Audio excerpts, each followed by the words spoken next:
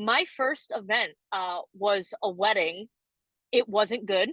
It wasn't pretty. To this day, probably one of the most stressful days, of my life. How did the DJ career start? So I've been doing this about 18 years now, but I'm going to say as a legitimate business, about 10. Before I just kind of, dabbling here and there, but about 10 years I've been doing kind of what you see on the day to day online and stuff like that. So, um, back in, God, this is probably almost 15, 20 years ago. My brother, who's a DJ, Okay. What's one his DJ morning, name by the name? so it was just DJ Bry. His Okay. name is Brian. He has a family now. He's kind of moved on to other things. So little sister has kind of fallen into the footsteps. But like I said, this is Nice. a wild story. So I actually never wanted to be a DJ, believe it or not. It was Hmm. never written in the cards. It's never something I aspired to be. But obviously being around my brother who did it, it was kind of his first job, so to speak. He worked for a multi-op, so he just would pick up events here and there. And of course, me being around him, little sister wanting to, dig in his fire CD collection, Okay. right? And just play with things. I kind of picked up little things here and there, but it was never the vision of mine. So anyway, one morning we hear a really loud crash in our upstairs of our house, and my family and I run upstairs, and we find my brother unconscious on the floor, and he had fallen into his closet doors, which is what the loud crash we heard was. Um, we obviously had no idea what was going on. So just to kind of quell everybody's anxiety, he lived. We found out he was an undiagnosed type 1 diabetic. But Wow. we never suspected it because he was like 20, 22 years old at the time, so it's just kind of weird. So any which way, we obviously call for ambulatory services. He's whisked off to the ICU because at the time we had no idea if he was dead or alive. Like we didn't realize it was a diabetic coma. Um, but he was actually getting ready for a wedding that day. Now, I was only, I don't know, 15 or 16 at the time. I even had my learner's permit. Like I wasn't even able, legally able to drive, Okay. at the time. And we're also talking about a time where, again, CD collections, these big bulky Case Logic cases, and you had, the catalog with the binder to flip through to tell you what Yep. was on what CD. It wasn't like, Beat Absolutely. Source, so you just type it in and boom, there you got it. Um, and he also had a really heavy passive Bose system, so things Yep. weren't even powered. So the amps like weighed more than I did, at the time. It wasn't as easy as we got it today. Now, yeah. So any which way, I kind of looked at my dad and I said, Dad, he's supposed to be at a wedding. These people have no idea what's going on.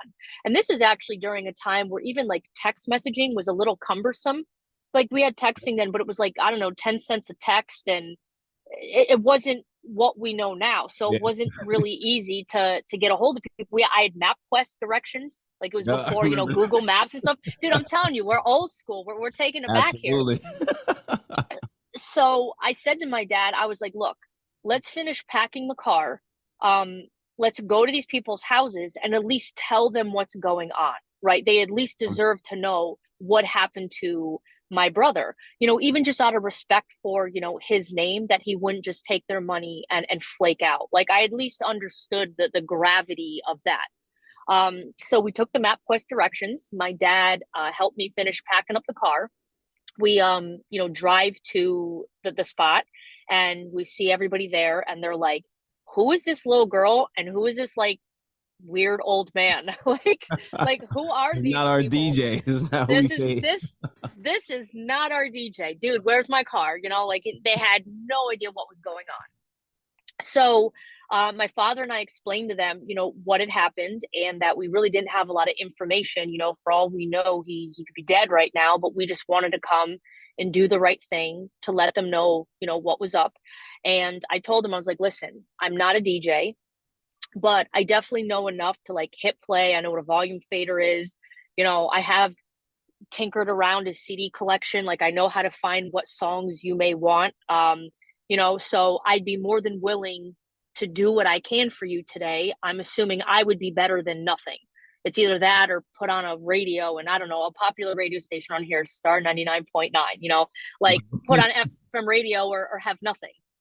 So they go, yeah, I mean, if there's no other choice, whatever you can do, please do it. So my dad and I showed up really extra early again because we had no idea how to hook any of this crap up. And it pretty much was like trial and error. It was like, okay, if this is a round hole and we see a round thing, you stick it in, and do you have sound? If you don't, put it in the next hole. And if you don't, and we just kept sticking things in holes and connectors and plugging it to power, until stuff actually worked.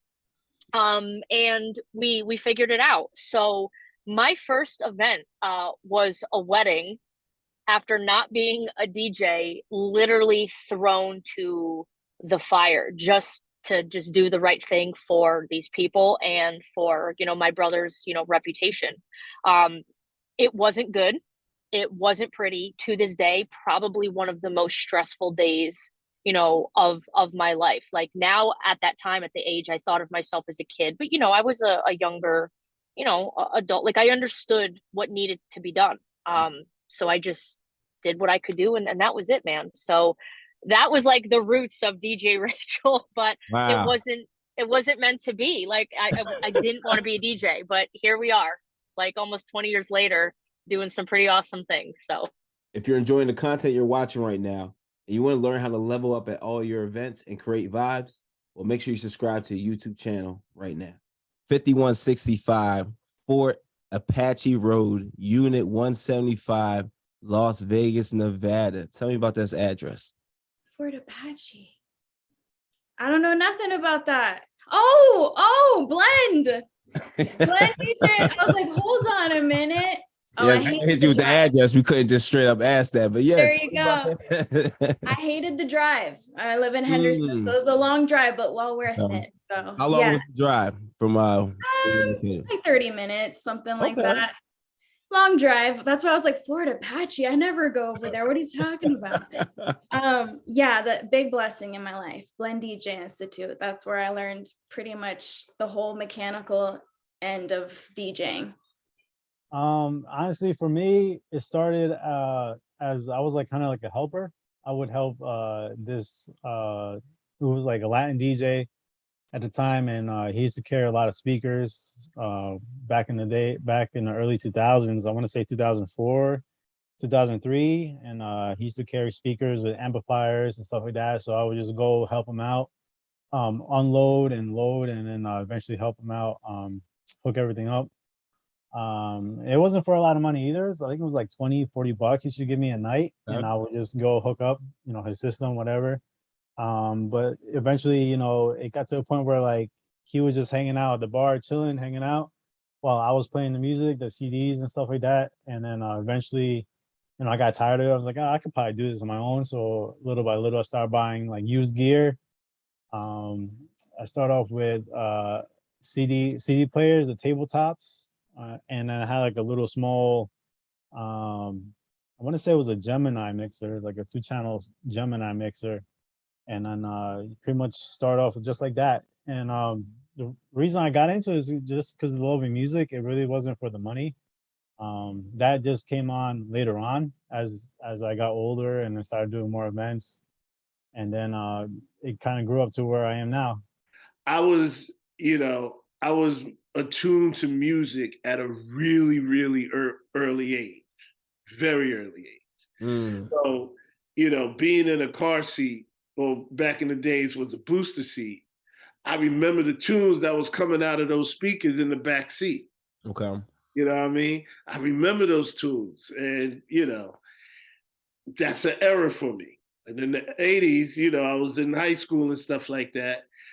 The golden age of hip hop and everything, and how involved I was in hip hop, and I was making records, doing beatboxing, like I did a bunch of stuff, outside. And I didn't really start DJing until like 86, because I was always a dancer. That was my main thing. I used to dance, and then I used to do some graffiti, right? So in Plainfield, I used to be called Tic Tac because, I would do the ticking move. You know what I mean? So, You still be doing it? You still got the dance move? I mean, it's like riding a bike. You know what I mean? Oh, you still got it. But got it. it's like, and I traded off that knowledge, and I had a boy, my man 12 Gauge, who at the time was DJ Fresh. He taught me how to DJ, and I Okay. taught him how to pop. You know what I mean? Pop and lock and stuff like that. Straight So up that's when I artist. started DJing, and I found out that my whole thing with hip hop was all about how to get women. It was a women thing. Okay. It's like I started popping and learning how to dance because there was this talent show and these dudes was on stage popping and locking, and I'm seeing all these girls screaming. I'm like, that's it. That's the key. That's it. Okay. So I started doing that. So then when I'm DJing, you know what I mean? I'm seeing all these butts wiggling. That's that. That's And the then key. and then the music is loud. They got to get all up in your ear. Can I get a request song? Yeah, girl. You know what I mean? And I was, in Jersey, it was very heavy house. You know what I mean? Even back in the 80s, it was very heavy house music. So I learned how to DJ, hip hop, scratching and stuff like that. But then I settled into the whole house scene because that's what the women liked. And how, I was doing the parties in the basement, and I was playing a bunch of house music, and it was really, really working for me. What's going on, DJ family? DJ Reese here.